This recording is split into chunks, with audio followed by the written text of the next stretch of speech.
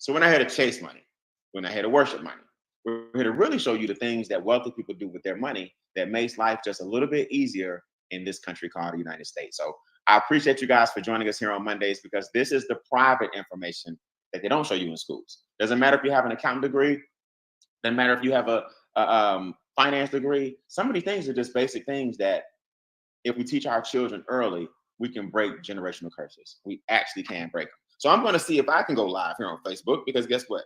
Hey, we may as well, and share as many with others that we know and love as we can. I'm going to get started with you guys in less than 2 minutes. 2 minutes and counting. Let's see. I'm going to call this the banker's secret. The banker's secret. The banker has a secret, which is why we show you guys how to actually become the banks. Now, a lot of people don't believe that, but once you see these numbers and you see that I'm not talking from an emotional perspective, you'll see that this is something that's very, very simple, that's been around for years and years and years. And if you don't know it, the bank will, in fact, take advantage of it. So that's what we're going to do tonight, is pull the curtain back like we normally do and show you how not to be taken advantage of. So just give me 1 second here. I'm going to go ahead and get ready to go live. This is called the banker's secret. And it's time for you guys to become the bank. Okay, so let's go ahead and do this, man. The banker has a secret. Now, what is it? I want you to grab a pen and a piece of paper, because just like anything else, we're creating this curriculum. We're creating this flow. We're going to take week 1, which we talked about, stop leaving money on the table. A lot of Americans struggle and they live paycheck to paycheck because they overpay taxes. The overpayment of taxes is called a refund. Re means again, and fund means money. So a tax refund is simply your money again. The government's not doing you a favor. They're not showing you that they really love you. They're not showing you that they really care. They're not telling you that what they're doing is taking your money, investing it in all types of places, making more money than you. And then they did it with the money that you work hard for, because you don't understand that you should get your money up front. Now, that's week 1. Adjustment versus refund. There's a W-4 form that you can fill out. We actually do it for you. You fill out this form, you get your instant pay raise. You can take that money and pay all your debt off. We talked about debt in week 2 with the bloody mess. Now, why is that important? Well, the bloody mess means credit card debt. There are 2 types of debt: installment debt and revolving debt. I'm not mad at your car note. Some people can't afford a car cash. Most people can't. That's okay. I'm not mad at your mortgage. When was the last time you had $300,000, $400,000, $266,000 just laying around? I'm not mad at your mortgage. Hopefully, both of those things had low interest rates, because you got to get your credit up, which is what we help you do. What I am mad at is those high interest credit cards. That's called revolving debt. Student loans, car notes, mortgages, that's installment debt. The payment doesn't change. The interest rate is locked in. You signed a deal for a certain amount of time. It has a term on it. And hey, you can chunk away at that and make the interest go down even more. You can do the same thing with revolving debt. But a lot of revolving debt is consumer debt. A lot of consumer debt is because people don't separate their wants from their needs. And a lot of consumer debt is because people overpay taxes, and they do not understand that if you had most of your money up front in week 1, you wouldn't have to borrow so much and get into a bloody mess on week 2. So guess what? It's time for you to flip it around and learn that once you get your money back, there's something you need to do today on week 3. Is that a good summary? So if you missed it, guys, trust me, go check out the replays. If you don't do anything else, log in, check out the replays, and you'll see step by step how this curriculum just builds up. Let's talk about the banker secret. Number 1, write this down. Become the bank. Become the bank. Now, a lot of you guys know that's a term that we use, that you can become your own bank. But for tonight's sake, I mean it that way and another way. I'm going to give you guys 3 scenarios, 3 different individuals. I'm going to show you how each one ends up, how they turn out as a result of knowing this information or not knowing this information. What I want you to do is make yourself number three. Scenario number three. I want you to make yourself the bank. Now I'm going to ask you to put on two hats. Every now and then I'm going to be mad at the bank because they're doing this to you. And every now and then I'm going to be happy because you're going to end up being the bank. So there are two hats you're going to put on, but don't worry, we're going to learn using both of them. So I want you to write down the banker's secret. Now, the banker's secret in the financial world is known as the rule of 72. It works on what we call lump sums. So just make sure you put that in your notes. The rule of 72 works in lump sums. So people often ask you, well, if I got some money, where should I put it? What's a good investment? And I tell people, money is a very, very, very broad or specific, yet broad topic. There are a lot of different categories when it comes to money. So it depends. How old are you? What are your goals? What's your interest rate? Right? We're not financial advisors. We don't have to know all this stuff. What you need to know is terminology and perspective so you can tell whether or not you're making a wise decision. That's all I'm here to show you on the rules of the wealthy. I'm not a financial advisor. I'm not an insurance agent. I don't sell insurance. I'm not a CPA. I don't have a license. I'm just a financial educator telling you how to get the right terminology when it comes to finances and how to have the right perspective. So the banker's secret is simple. The rule of 72 states, if you take the interest rate and divide it into 72, it'll tell you how long it takes your money to double. Let me say that again. If you take the interest rate that your investment is getting and you divide that number into 72, it's a mathematical anomaly. Don't worry about where it came from. I have no idea. The financial world uses it and it's been true. Okay. That'll tell you how long it takes your money to double when you take the interest rate and divide it into 72. So let's use most Americans. Most Americans get 1% on their savings account. And I'm exaggerating by giving you 1%. But because I'm an English major, I'm just going to give you a generic number like 1 so we can do the math easily. Well, if you take the interest rate, in this case 1%, and you divide it into 72, your dollar will be $2 in 72 years. Yes, because 1 goes into 72 times. So $1 becomes $2 in 72 years. So you'll be 144 when you get $4. I don't know about you. I don't know anybody that's 144. And something tells me that if you're at the pearly gates, God does not care about your $4. Well, that's because you had an interest rate of 1%. 1 goes into 72 times, right? So let's be realistic and let me show you something. In this example, I'm going to give you 3 advantages. I'm going to make you 29 years old. So you got youth on your side. You see it in the left corner? I'm going to give you $10,000. Most 29-year-olds don't have 10K. And I'm going to give you a high rate of return. That means it's not 1%, it's not 2%, it's not 3%. That's what your savings account will give you if you're lucky. I'm going to give you 4%. I'm going to give you 8%. And I'm going to give you 12%. You see, I'm sorry, I'm going to give you 4%, 6%, and 12%. Now, let's walk through this using that same formula I just gave you.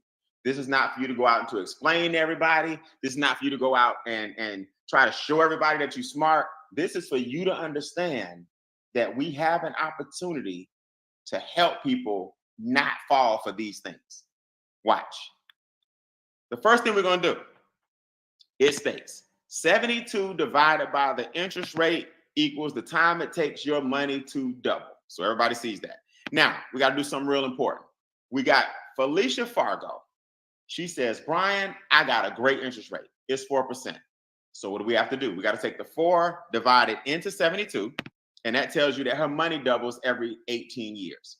Now, remember I told you, I'm going to give you some youth. So you're 29 years old with $10,000. So in 18 years, you'll be 47 years old with $20,000. You see how this works? Your money's doubling every 18 years.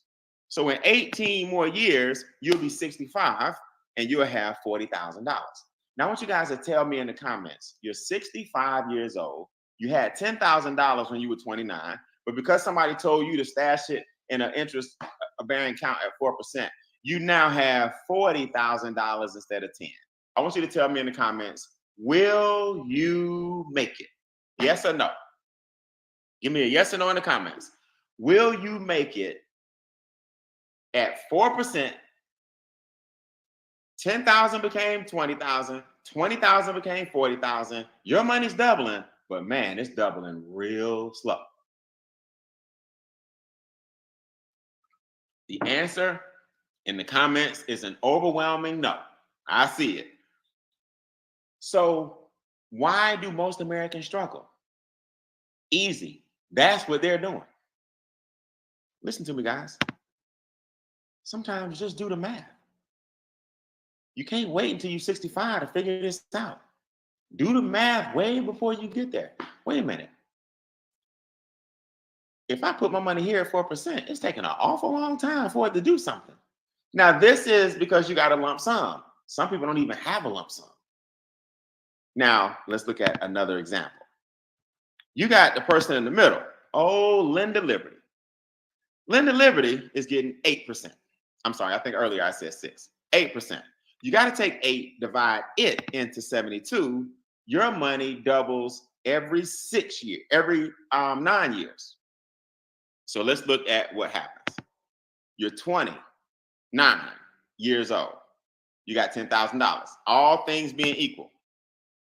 Now you're 38 years old and you got $20,000. See how this works? Yeah. You're 47 years old and you got $40,000. That's much better than old Felicia Fargo. But you're still 56 years old and you got $80,000. Then you're 65 years old and you got $180,000. So your money's doubling every 9 years. But will you make it at 65 with just $160,000? The answer to that is a resounding no, because you always have to factor in inflation. By the time you get 65 years old, the cost of living has gone up tremendously, and it's taking your money every 9 years to do something. But do you see the difference in the two scenarios? The scenario in the middle, at 47, for example, you had $20,000. Well, at 47 years old in the middle, you got $40,000. So we see now the power of doubling that money. Now, let's look at the bank. And in this case, I want to make the bank you. Now, why am I making the bank you? I'm making the bank you because these are the types of returns that you can get when you understand terminology and perspective. When you understand that we do the work for you. When you understand that you can earn residual income. When you understand that the mind and your vision, once it's expanded, it never goes back to its original size. So you can earn percentages like 12. This is what the bank earns with your money. And I'm going to show you the difference before we go of what they earn and what you earn and how they use something called arbitrage to get way more than you. You can do the math yourself on this one. Take 12, divide it into 72. That's 6 years. Every 6 years, your money's going to double. Now let's look at what happens, shall we? 29 years old. Same 10 grand. Everything was equal except the interest rate. You 35 with 20,000 because it's doubling every 6 years. Now you 47 with 40,000. I'm sorry, you 41 with 40,000. You 47 with 80,000. You 53, you see it with 160,000. You 59 with 320,000. You 65 with 640,000. See, a lot of people miss this. It's that condensed, it's that crunch that those higher interest rates got you, where every 6 years instead of every 9, and definitely every 18, you're going 6, 6, 6, 6 every 6 years, because 12 went into 72 6 times, 6, 6, 6, 6. So you ended up with $640,000 when you were 29. Start with the same 10,000. So it doesn't matter how old you are right now. I just gave you some advantages to show you why most Americans will never catch up if they're not. Let's look at this. In summary, the bank made $600,000 more than you. Yeah. With your 40,000 that you amassed, they gave you 4%. They took the same $10,000 and was getting 12% and made 640,000.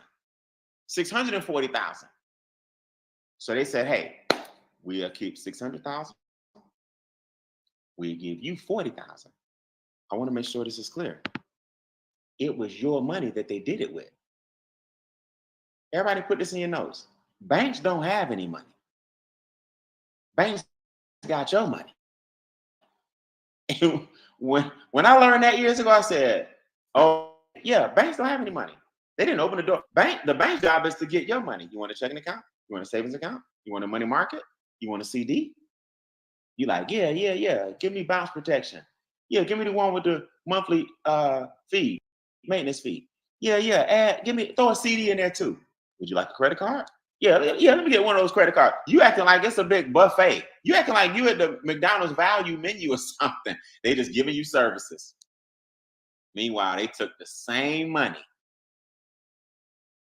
your money, and made 640,000. And they said, here's your 4%. Oops, I'm sorry. That was this example. They did 1%. Can you imagine if you became the bank and understood how to get higher rates of return on your money? That's what we do. That's what we do. So I want you guys to understand this. By using and investing your money 10 times, the banks made $600,000 more than you with your money. Now the question becomes, what are you going to do about it? What are you going to do about it? Look, I'm not here to tell you not to save money. I'm not here to tell you where to put your money. We don't tell you what's right and what's wrong. All we do is let you know that there's a private side to money that you may want to become part of.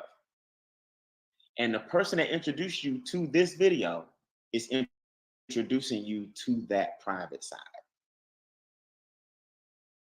So guys, do me a favor.